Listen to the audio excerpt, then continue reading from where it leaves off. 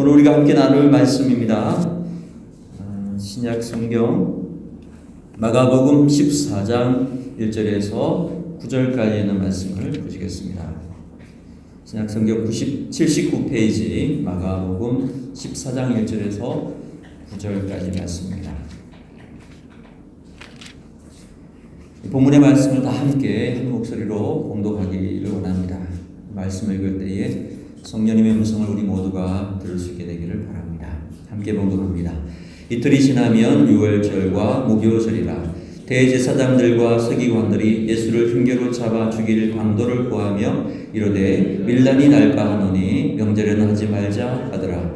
예수께서 배단이 나병 환자 시몬의 집에서 식사하실 때에 한 여자가 매우 값진 향유 곧 순전한 나드 한 옥합을 가지고 와서 그 옥합을 깨뜨려 예수의 머리에 부으니 어떤 사람들이 화를 내어 서로 말하되 어찌하여 이 향유를 흡입하는가? 이 향유를 300데나리온 이상에 팔아 가난한 자들에게 줄 수 있었겠도다 하며 그 여자를 책망하는지라. 예수께서 이르시되 가만두라. 너희가 어찌하여 그를 괴롭게 하느냐? 그가 내게 좋은 일을 하였느니라. 가난한 자들은 항상 너희와 함께 있으니 아무 데라도 원하는 대로 도울 수 있거니와 나는 너희와 항상 함께 있지 아니하리라. 그는 힘을 다하여 내 몸의 향유를 부어 내 장례를 미리 준비하였느니라. 내가 진실로 너에게 이르노니 온 천하에 어디서든지 복음이 전파되는 곳에는 이 여자가 행한 일도 말하여 그를 기억하리라 하시니라. 아멘. 잠시 기도하고 하나님 말씀 함께 나누겠습니다. 주의 은혜가 이 시간에도 강물처럼 우리 가운데 임함을 인하여 감사합니다. 아버지 하나님, 진리의 말씀으로 우리의 영혼을 새롭게 하여 주시고 그 말씀이 우리의 삶의 기준이 되고 또 위로가 되고 우리의 삶을 이끄는 힘이 되어서 이 험하고 어려운 세상 속에서 하나님이 주시는 거룩한 음성, 그 영광스러운 말씀을 인해서 세상을 넉넉히 이길 수 있는 주의 백성들 되도록 은혜로 지켜주시옵소서. 부족한 종을 십자가 뒤에 감추시고 성령님께서 친히 말씀하시는 귀한 시간 되게 붙잡아 주옵소서. 예수님의 이름으로 기도 올립니다. 아멘. 네, 오늘 복된 시간, 새로운 한 주의 시작하는 이 시간, 주님의 나와 예배하는 귀한 여러분들을 주의 이름으로 환영하고 축복합니다. 예배를 통해서 새 힘 얻고 능력 받아서 이 한 주간도 그 은혜와 능력으로 승리하는 여러분의 삶이 되시기를 진심으로 소망하고 축복합니다. 우리 옆에 계신 분들하고 한번 인사합시다. 당신은 나의 행복입니다 하고 한번 축복하시기 바랍니다. 당신은 나의 행복입니다. 네, 고맙습니다. 오늘 마가복음 53번째 시간으로 일은 그냥 해야 이루어진다. 일은 그냥 해야 이루어진다 라는 제목으로 하나님의 말씀 전가하도록 하겠습니다. 자, 오늘 마가복음 14장에는 예수님께서 십자가를 이제 앞두시고 십자가 앞으로 점점 다가가는 그런 모습을 보여주고 있습니다. 그래서 이제 이틀이 지나면 유월절이고 무교절이라 했죠. 예수님께서 유월절 하루 전날 돌아가셨으니까 십자가 못 지셨으니까 굉장히 가깝게 예수님의 장례가 다가오는 것을 볼 수 있습니다. 십자가, 하나님의 경륜이 이루어지는, 하나님의 큰 구원의 뜻이 이루어지는 그 놀라운 일을 앞두고요. 오늘 보면 1, 2절과 그리고 3절에서 9절까지가 극명하게 나누어지는 모습을 볼 수 있습니다.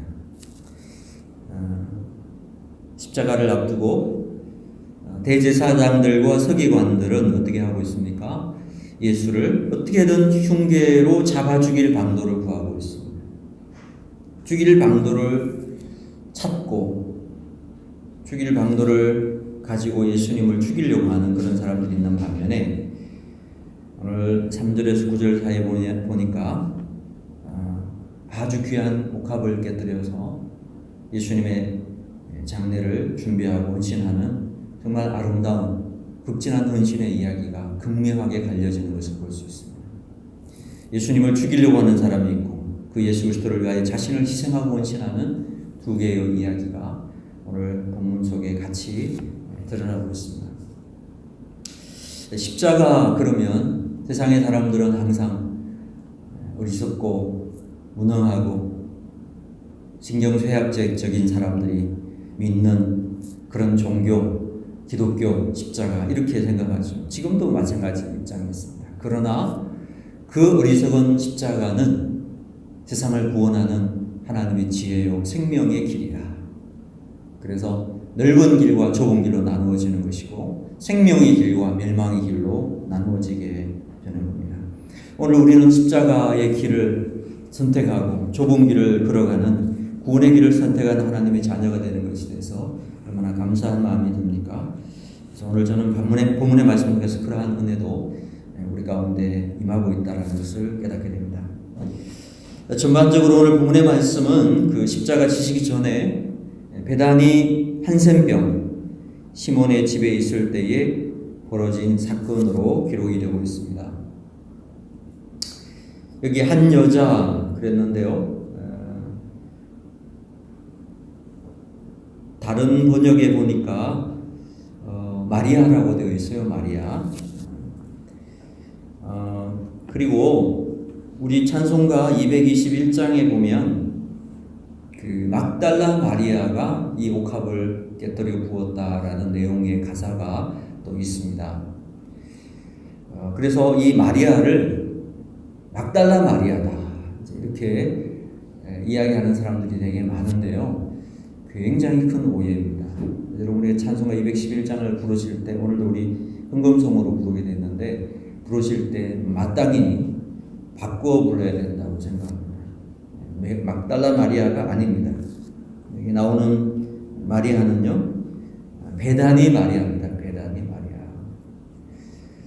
이 막달라 마리아라고 이야기하게 된 것은 이런 배경이 있습니다. 591년에 교황 그레고리우스 1세가 교두 연설, 그러니까 신년새에 그 설교를 하면서 좀 더 그 죄인이 회개했을 때 하나님께서 그 회개를 받으시고 새롭게 될 수 있다라는 메시지를 강조해서 이야기하는 중에 이 여인의 이야기를 하게 됐는데 이 여인을 그 막달라 마리아다. 그리고 굉장히 그 창렬하는 표현까지 썼고요.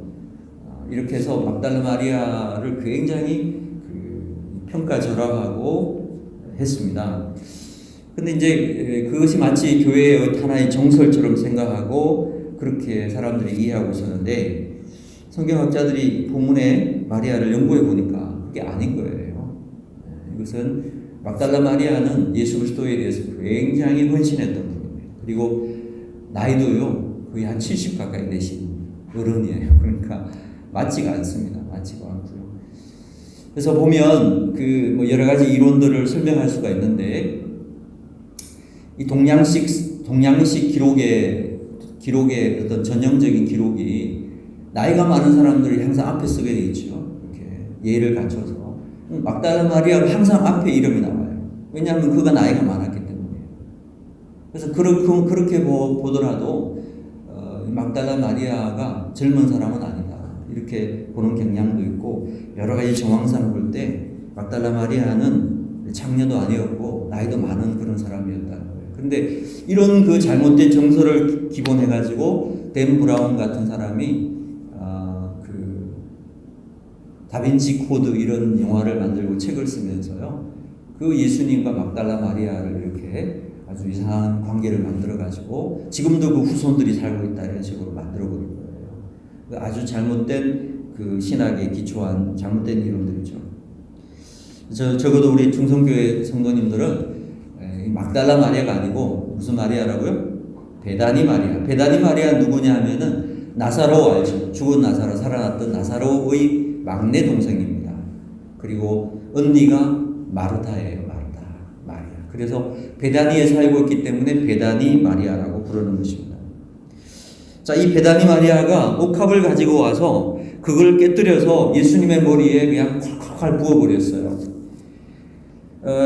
근데 이 향유가 굉장히 비싼 향유였다는 겁니다. 향유도 여러 종류가 있는데 이 옥합의 이 향유는 가장 비싼 향유였어요. 그래서 오늘 본문에도 보니까 이 모습을 보고 4절에 보니까 어떤 사람들이 화를 냈다 그랬죠. 그러면서 어찌해서 이 향유를 흡입하느냐? 300데나리온 이상에 팔아서 가난한 사람들을 도와주어도 마땅치 않을 텐데 하면서 화를 냈다는 거죠. 여러분 여기에 그 데나리온이라는 이 금전의 명칭은요, 일당, 어른들이 하루에 일당을 받을 수 있는 금액을 이야기하는 겁니다. 그러니까 시대마다 다를 수 있지만 지금 우리로 말하면 예를 들면 이걸 만약에 일당을 10만원으로 계산하면은 굉장히 3천만 원쯤 되죠. 그죠? 300데나리온이면. 그러니까 굉장히 큰 금액입니다. 그걸 그냥 한 번에 부어버렸다는 거예요. 그죠? 그러니까 막 낭비한다고 비판을 했는데 예수님께서 뭐라고 그랬죠? 그냥 두어라. 비판하지 말고 그냥 두어라. 가난한 자들은 항상 너희와 함께 있지만은 나는 항상 있지 않다. 그리고 나의 죽음을 알고 그 장사를 준비하기 위해서 미리 향유를 부어온 것이다 라고 이렇게 말씀해 주신 거죠. 저는 마리아의 모습을 보면서 생각을 했어요. 제가 이제 그 수년 전에 성지순례를 한 적이 있었는데, 성지순례 하면 이제 이집트를 둘러서 이렇게 이제 요르단을 통해서 이스라엘로 들어가게 되는데, 그때 이집트에 갔을 때 그 향유를 파는 가게를 안내해서 들어갔었거든요. 근데 한국 사람 정말 많이 왔다 갔더라고요. 그 향유 여러 종류가 있는데 향유를 제가 요만한 병에 하나 샀어요. 굉장히 비싸더라고요. 그래서 집에 와서 가지고 집에 와서도 향유를 바를 때 이렇게 살짝 찍어가지고 이렇게 문질러서 바르는 거야. 그래도 줄어드는 거 보면서 아깝더라고요. 그런데 이 그 옥합의 향유라고 하는 건 얼마나 가장 비싼 향유거든요. 몇 방울만 떨어도요, 온 우리 이 정도의 공간을 다 향유로 채울 수 있을 정도로 진하고 아주 좋은 향이 납니다. 그러니까 그런 좋은 향유를 그냥 부어버렸잖아요. 콸콸 부었으니까. 그죠? 얼마나 통 큰 행사예요. 그죠? 보통의 헌신이 아닌 거죠. 그죠? 그리고 성경에 보면 예수님께로부터 칭찬 들은 사람들이 별로 없습니다. 그런데 이 여인은 예수님의 칭찬을 듣습니다. 그래서 우리가 헌신 이야기하죠. 헌신. 주님께 대해 헌신 이야기하면 꼭 이 베다니 마리아의 헌신을 이야기합니다. 참으로 주님께 헌신하여 칭찬받은, 인정받은 종이었다. 그 이야기를 우리가 아직도 하고 있습니다. 그래서 저는 오늘 이 말씀을 함께 나누면서 저희 모두가 다 이 마리아와 같이 주님 앞에 인정받는 그런 믿음, 헌신이 있는 믿음, 그런 믿음의 사람들로 설 수 있게 되기를 진심으로 축복합니다. 자, 그렇다면 이 마리아와 같은 이런 믿음으로 주님께 헌신하고 그래서 주님께로부터 인정받고 칭찬받는 그런 삶을 우리가 어떻게 하면 살 수 있을까 말씀을 좀 생각해 봐야 되겠습니다. 이 마리아와 같은 이런 칭찬받는 믿음의 삶을 살기 위해서 이 헌신이라고 하는 것 어떻게 할 수 있는 것인가? 많은 분들이 헌신 그러면 굉장히 이게 생각이 많아지는 것 같아요. 그래서 분석하고 또 해석해보고 생각해보고 그리고 나서 뭔가 이런 중대한 결정을 하고 헌신할 것이라고 생각하는 경향이 강한 것 같습니다. 그런데 오늘 마리아의 이 주님께로부터 인정받은 이 거룩한 헌신은 사실 그러한 과정이 보이지가 않습니다. 이 헌신은요, 한마디로 말하면 그냥 해버린 헌신이야. 그냥 해버린 헌신. 우리 그 어떤 특정한 회사의 카피가 있었죠. 광고 카피 중에 보면 Just Do It이라는 광고가 있었어요. 딱 어울리는 말인 것 같아요. 그냥 한 거예요. Just Do It. 예수님이 좋아서 예수님을 사랑하니까 자기가 가지고 있는 그 좋은 것, 가장 좋은 것을 그냥 다 깨뜨려가지고 그냥 부은 거예요. 그렇게 우리가 생각할 수 있어요. 이 헌신은 어떤 해석과 어떤 굉장한 그 장고 끝에 뭘 따져보고 이렇게 했을 때 어떤 일이 있을까 이런 생각하고 그렇게 한 게 아니라는 거예요. 그냥 한 거예요. 고민을 오래 하지 않았어요. 살짝 고민했는지는 모르지만 마리아의 어떤 이 행위를 보면 그런 깊은 고민이 없었어요. 그냥 좋으니까, 너무나 사랑하니까 그냥 쏟아버린 거예요. 다 쏟아버린 거죠. 그래서 우리가 이렇게 참 헌신한다고 하는 건요, 때로 고민과 갈등, 어떤 분석과 해석 이런 결과하는 게 아니고 사랑하는 마음으로 그냥 쏟아버리는 거, 그냥 헌신하는 거, 이거 참 헌신의 모습일 수 있다라는 거죠. 여러분, 마리아는 예수님을 정말 많이 사랑한 것 같아요. 깊이 사랑했습니다. 성경학자들은 마리아와 깨뜨린 이 옥합을 가리켜서 마리아의 결혼 자금이었을 것이라고 해석합니다. 당시에 많은 처녀들이 자기 결혼을 준비하기 위해서 결혼 준비하기 위해서 만든 것이 이 옥합이었다는 거죠. 옥합의 향유, 나드라고 하는 향유거든요. 근데 이제 그때 당시에는 은행이 발달한 것도 아니고, 그러니까 또 금을 가지고 있으면 또 어떻게 하니까 보통 이런 어디에 저장하고 물질을 이렇게 저장할 수 있는 환경이 안 되니까 돈이 생기면 조금씩 모을 수 있는 것으로 기록, 이런 나드 향유, 옥합이고요. 또 금 같은 것들 이렇게 묻어두기도 하고 이런 식으로 했는데, 이 결혼 자금을 위해서 특별히 준비한 것이 이런 옥합이었다는 것입니다. 그것을 지금 깨뜨린 거죠. 자기의 어떤 결혼을 준비하기 위해서 모아두었던 향유를 예수님을 위해서 쏟아부은 것입니다. 자기를 위해 사용하려고 했던 것을 사랑하는 예수님을 위해서 부어버리게 된 것이요.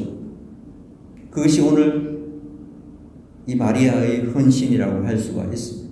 하나도 아까워하지 않고 남김없이 다 부어버린 그것이 너무나 소중했기 때문에 예수님께서 그의 이 헌신을 굉장히 칭찬하시고 인정해 주고 계시더라는 것입니다.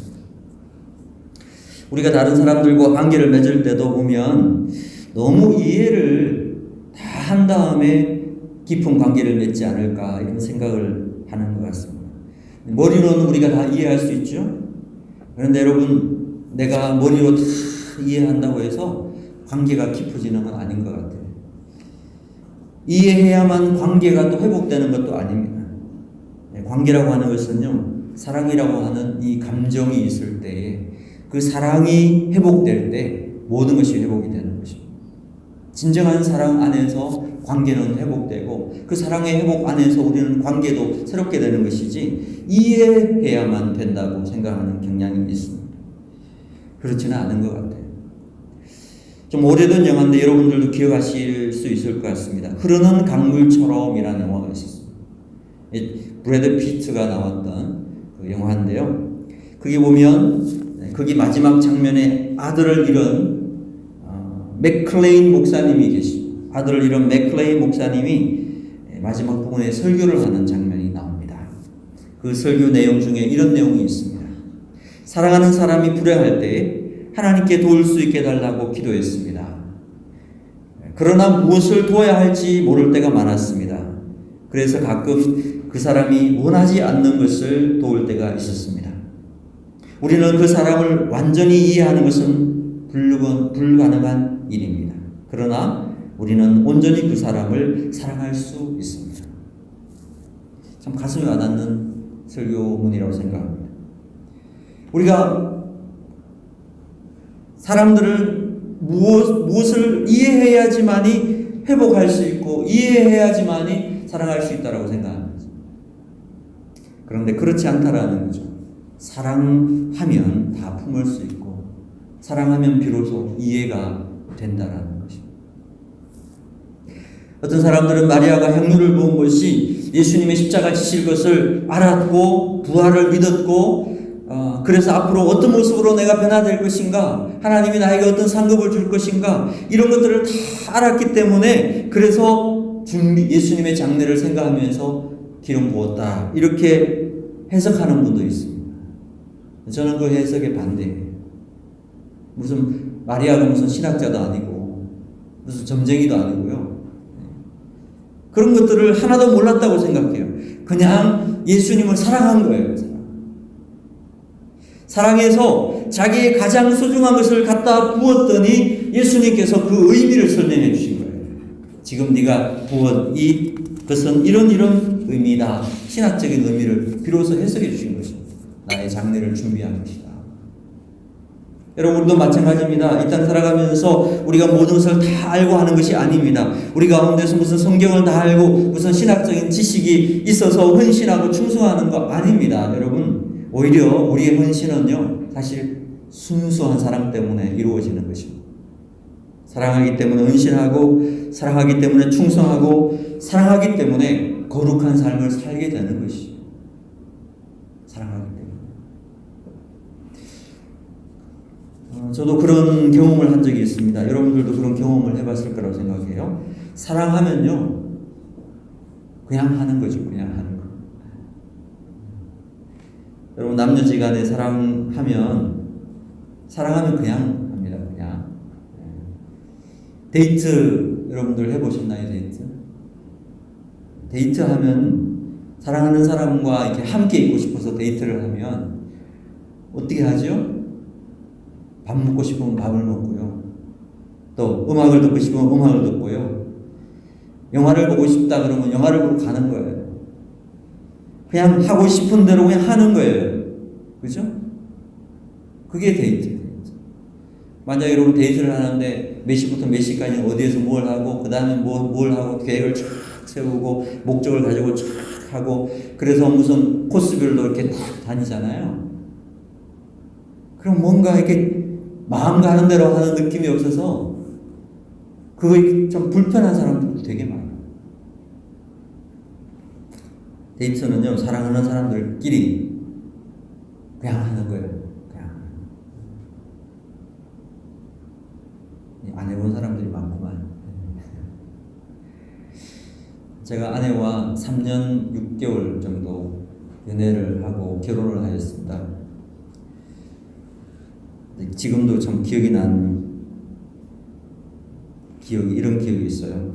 제가 이제 교회 사역을 위해서 제가 대전에서 부산의 교회를 섬기고 있기 때문에 주말 되면 부산으로 내려가야 돼요. 금요일 저녁에 부산으로 가는 기차를 이렇게 타고 가야 되는데 자매가 이제 그 기차역까지 배웅을 나왔어요. 배웅을 나와서 인사하고 이렇게 하다가 시간이 이렇게 됐는데 제가 그랬어요. 저는 그냥 해본 소리일 수도 있는데 부산 갈래요? 그랬더니 간대, 부산에. 그래서 그냥 차표 끊어가지고 같이 부산에 갔어요. 같이 가서 그 구포나루 이렇게 있어요. 이렇게 낙동강 하구변이 있는데 그 길을 이렇게 한 바퀴 같이 걷고 그리고 다시 집사람 올라가고 저는 교회로 가고 무슨 계획을 세우고 이렇게 하진 않았던 것 같아요. 그냥 하는 거죠. 그냥 하는 거죠. 여러분, 우리가 어떤 때 힘들어지느냐?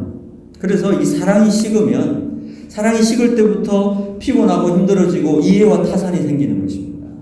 관계라는 게 그래요. 뭘 따지기 시작하면요, 이게 변질됐구나, 식었구나라는 거예요. 내가 이 사람하고 데이트를 하면 내가 뭘 얻을 수 있을까? 내가 뭘 얻어먹고, 내가 밥은 어떻게 얻어먹고, 내가 커피는 어떻게 먹고, 요즘 애들 말로 이렇게 빨대를 꽂아서 쪽쪽 빨아먹는다고 그러더라고요. 내가 어떻게 하면 그렇게 이 사람은 뭔가 얻어먹을 수 있을까? 이런 생각을 하잖아요. 이 순간, 내가 내 사랑이 식었구나. 남녀간의 연애뿐이겠습니까? 우리 신앙생활도 좀 그런 거 있습니다. 여러분, 우리가 주님을 섬기고 사랑한다고 하면서 뭔가를 따지고 아니면 뭔가 점점 지치고 피곤해진다고 하는 것, 이유가 뭔지 아십니까? 이거 내가 하면 어떤 유익이 나에게 오고 어떤 도움을 얻고 내가 무엇을 기대할 수 있을까? 이렇게 이해하고 계산하려고 하면 그러니까 피곤해지는 거예요. 그러면 내 마음속에 주님을 향한 사랑하는 마음이 조금 내가 흔들리고 있구나 체크해 볼 수 있는 좋은 기준이 될 수 있다고 생각합니다. 그래서 예수님께서 에베소 교회를 향하여 하신 말씀이 뭐죠? 너의 잃어버린 처음 사랑을 회복하라. 처음 사랑을 회복하라 라고 말씀하고 있습니다. 마리아의 헌신은 저는 참 간단하게 느껴져요. 뭐냐 하면 그냥 한 겁니다. 왜? 사랑하니까. 사랑하니까 그냥 한 것입니다. 저는 여러분 모두가 마리아와 같은 이런 정말 주님을 사랑하는 마음에서 어떤 목적을 이루기 위해서 어떤 유익을 얻기 위해서 헌신하고 신앙생활하는 것이 아니라 나를 위해 십자가 주신 그분이 너무너무 고맙고 감사하고 그래서 나도 그분을 너무너무 사랑해서 그래서 그 사랑하는 마음 때문에 나오는 헌신, 사랑하는 마음 때문에 사랑하는 그 섬김의 마음, 섬김의 삶, 이러한 아름다운 헌신이 좀 있어지게 되기를 주의 이름으로 축복합니다. 얼마나 좋겠어요. 아무런 것을 바라지 않고 기대함이 없이 그냥 감사하는 마음으로 고마운 마음으로 사랑하니까 그냥 하는 거예요. 이 마리아의 순수한 헌신, 그래서 위대한 것입니다. 그래서 위대한 것입니다. 그래서 예수님께서 그 마음의 중심을 아시기 때문에 이 여인이 행한 이 일도 복음이 증거되는 곳마다 이야기될 것이라고 말씀해 주셨던 것입니다. 오늘 우리가 그래서 그 이야기를 하고 있는 것입니다. 뿐만 아니라 마리아 행동은 저는요, 어떤 사랑하는 마음뿐만 아니라 정말 아까 말씀드린 것처럼 그냥 한 거, 그냥 하는 거, 이것도 참 중요하다는 생각이에요. 그냥 하는 거. 마리아가 자기가 한 일에 대해서 이렇게 크고 위대하게 될 것, 복음이 증거되는 곳마다 자기의 헌신이 이야기될 것을 미리 예상하고 계산하고 한 게 아니라는 것이죠. 그냥 한 거라는 것입니다. It's just do it. 이건 여러분 굉장히 한번 마음에 새겨보시고, 혹시 여러분들이 지금 뭔가를 해야 되는 일이 있다면 그냥 한번 해보시기 바랍니다. 그냥. 참 이 중요한 스피릿이 있는 것 같아요. 그냥 한번 해보는 것. 40대 중반에 흑인 여성이 있었습니다. 너무나 가난해가지고 딱 바느질을 하면서 생계를 유지하는 그런 일을 했다고 합니다. 1955년도에 있었던 이야기인데요. 지금은 60여 년이 됐죠. 12월 1일 날 미국 남부의 엘라베마라고 하는, 지금도 뭐 그렇게 잘 사는 주는 아니죠. 시골 그런 곳인데, 거기 알라베마 주의 몽고메리라는 도시에 살고 있었던 분인데 이름이 로즈 파크스라고 하는 여인입니다. 로즈 파크스. 자기 일을 마치고 이제 피곤한 중에 버스를 타고 이렇게 집으로 가고 있는데, 당시에 1955년도만 하더라도 미국에는 엄청난 이 인종차별이 있었던 데입니다. 그래서 앞좌석은 화이트 되어 있어요. 화이트. 백인들만 앉을 수 있고, 뒷좌석은 컬러, 유색 인종들의 좌석이 지정이 되어 있었어요. 이렇게 불문율로 지정이 되어 있었어요. 그런데 이 로즈 파크스라는 사람이 버스를 탔는데 뒤에는 사람들이 다 앉아있고 앞에는 사람들이 없는 거예요. 비어있어. 그냥 앉았어요. 그냥 앉았어요. 그런데 이게 굉장히 큰 사건이 되었어요. 인종차별이 있는 사회에서 굉장히 이건 도발적이고 위험한 행동이었다는 겁니다. 그러니까 운전기사가요, 뒤로 가라고 이야기를 했어요. 뒤로 가라. 근데 그냥 앉아 있었어요. 그랬더니 버스를 세우더니요, 경찰관들이 탔다는 거예요. 그리고 경찰관들이 협박을 했대요. 계속 앉아 있으면 당신을 감옥으로 보내겠다. 그랬더니 로즈 파크스가요, 그 경찰들에게 이렇게 말했다고 합니다. 그래, 보내라 그랬다는 거예요. 그래, 보내라. 그리고 난 다음에 무슨 이야기를 했는가 하니 이렇게 이야기합니다. 내가 40년 넘게 스스로 가두어온 감옥에 비하면 벽돌과 철창으로 만든 당신네들의 감옥이 뭐리 대단하겠소. 나는 막 인종차별이라는 제도를 거부함으로써 내 자신의 인식의 감옥에서 막 빠져나오고 있는 중이라고. 그리고 감옥에 갔어요. 이것이 도화선이 돼가지고 미국의 흑인 인권운동이 시작이 됐어요. 그래서 아주 위대한 사건으로 이 사건을 이야기하고 있습니다. 그 후로 여러분 아시다시피 마틴 루터 킹 주니어를 비롯한 많은 사람들이 비폭력 저항 운동을 벌이게 되었고요. 마침내 미국이라는 사회의 인종차별이라고 하는 것이 극복기에는 사라지게 되는, 그래서 지금 많이 개선되고 있습니다만 하여튼 그 대단한 역사적인 사건이 일어났던 이야기예요. 이 엘라바마주의 몽고메리시 로저 파크스 사건. 나중에 이 사람이 이제 석방되고 난 후에 기자들이 와서 물었다고 합니다. 기자들이 당신 참 위대한 일을 했는데 어떻게 거기에 앉을 수 있었느냐고. 어떻게 거기에 앉을 수 있었느냐. 뭐 기자들이 대답에 어떤 기대했던 대답은 이런 거 아니겠습니까? 나는 사회 변혁을 위해서, 인종차별을 위해서 내 한 몸 한번 던지고 싶어서 거기 앉았습니다. 뭐 이런 대답으로. 아니면 나는 모든 흑인들을 대표해서 인종차별에 대한 인식을 각성시키기 위해서 내가 십자가를 지는 마음으로 한번 앉았습니다. 뭐 이런 대답을 할 줄 알았겠죠. 그런데 이 로저 파크스라고 하는 사람이 뭐라고 했는지 아십니까? 이렇게 이야기했습니다. 그냥 너무 피곤해가지고 앉은 거라고. 너무 피곤해가지고 앉을 데가 없어서 거기 앉은 거라고. 흑인은 거기 앉으면 안 되냐고. 피곤한데. 너무 여러분 솔직하지 않습니까? 피곤해서 앉았네. 피곤해가지고. 그런데 그것이 흑인 인권운동을 일으키는 도화선이 되고 말았다. 사실 우리 어떤 역사의 이 도화선을 일으키는 시작점이 되는 일들을 보면요, 이런 일들이 참 많아요.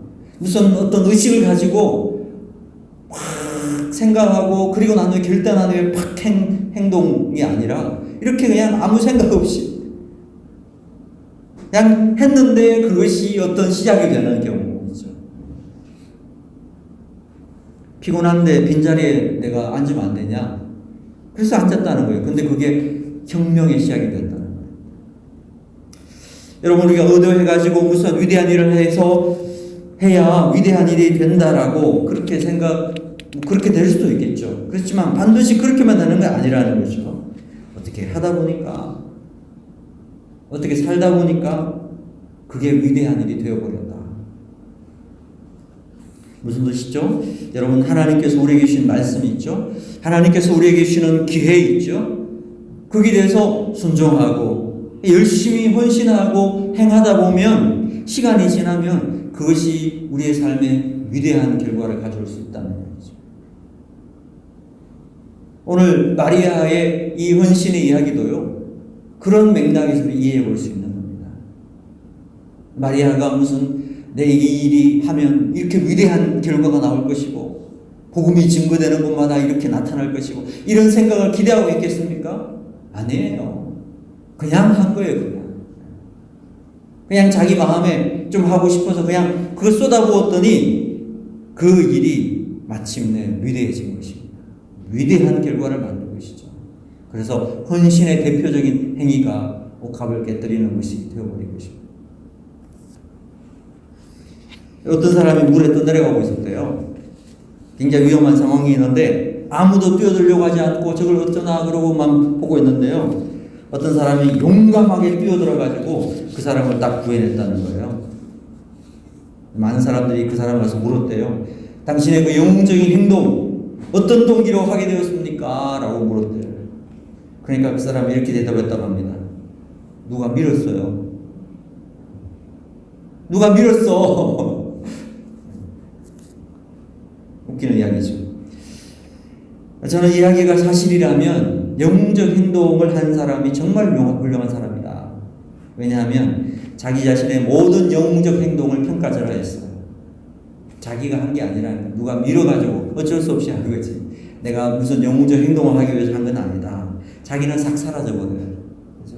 너무 멋진 분이에요. 너무 멋진. 저는 우리 인생을 좀 그렇게 살아가야 되지 않는가. 무슨 영모식을 하면서 내가 한 모든 행동에 의미를 부여하고 그러면서 이렇게 해서 위대하게 되었다라고 그러면서 그러죠. 왜 나를 존중해 주지 않습니까? 우리가 마리아에게서 배울 수 있는 가장 귀중한 교훈이 무엇입니까? 그냥 하라는 거예요. 그냥 하면 하나님께서 아름답게, 멋지게, 위대하게 만들어 주실 거라고. 할렐루야.